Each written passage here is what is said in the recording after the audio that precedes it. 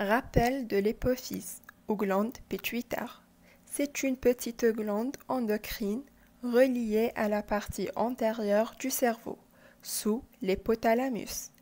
Elle repose dans la selle turcique, petite cavité médiane de l'os sphénoïde. La structure interne de l'hypophyse se compose de deux portions, séparées l'une de l'autre et fonctionnant indépendamment. L'antéhypophyse en avant et la post-hypophyse en arrière. L'antéhypophyse est de connexion vasculaire avec l'hypothalamus. Produit 5 hormones. La thériotrophine, TSH, la corticotrophine, ACTH, les gonadotrophines, FSH et LH, la somatotrophine, STH ou GH, hormone de croissance, la prolactine responsable de la lactation chez la femme. La post-hypophyse, prolongement nerveux de l'hypothalamus, sert de lieu de stockage provisoire à deux hormones de l'hypothalamus. L'hormone antidiurétique ADH qui empêche l'eau d'être éliminée par le rein quand il n'y en a pas assez dans l'organisme. L'ocytocine qui stimule les contractions à l'accouchement.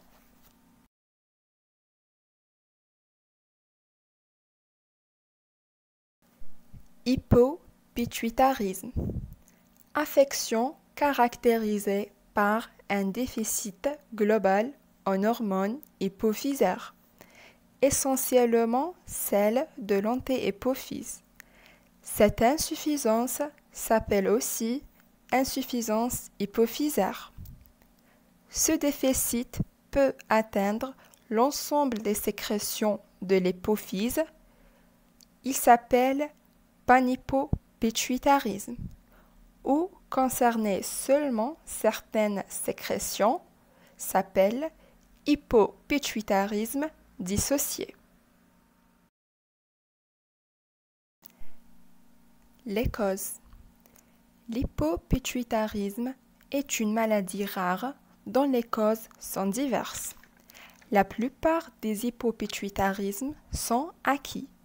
Ils succèdent habituellement à une tumeur ou à une irradiation de l'hypothalamus et de l'hypophyse, à une hémochromatose, c'est-à-dire surcharge de fer dans l'organisme, ou à un syndrome de Sheehan. Le syndrome de Sheehan, nécrose de l'hypophyse d'origine vasculaire suite à une hémorragie du post-partum.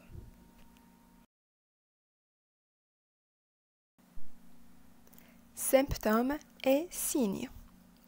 Il s'installe très progressivement, ce qui rend le diagnostic parfois lent à établir. Le sujet est pâle et fatigable. Les zones normalement pigmentées se décolorent progressivement. Mamelons, organes génitaux. La peau devient fine et ridée, froide et sèche. Les cheveux prennent un aspect fin et soyeux. Le système pileux diminue avec disparition de la barbe chez l'homme, des poils du pubis et des aisselles pour les deux sexes. Chez l'enfant, on observe une cassure de la courbe de croissance et un arrêt ou une absence du développement pubertaire. Chez la femme, entraîne une aménorrhée, absence des règles.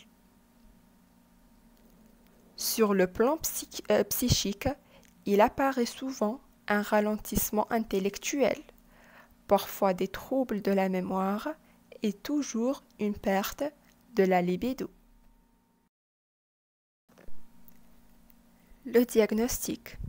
Les examens biologiques montrent une anémie, une hypoglycémie.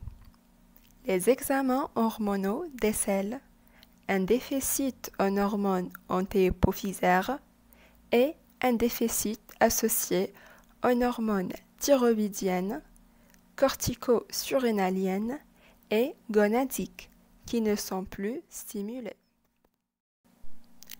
Le traitement.